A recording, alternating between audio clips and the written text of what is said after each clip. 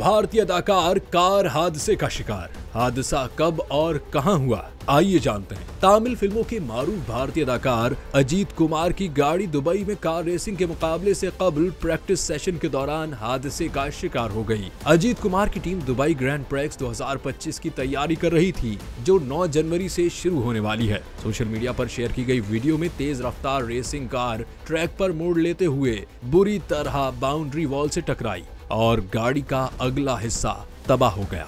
लेकिन अदाकार इस हादसे में महफूज रहे। अजीत कुमार अदाकारी के साथ कार रेसिंग का भी पेशा रखते हैं। उनकी अपनी एक रेसिंग टीम है जिसका नाम अजीत कुमार रेसिंग है।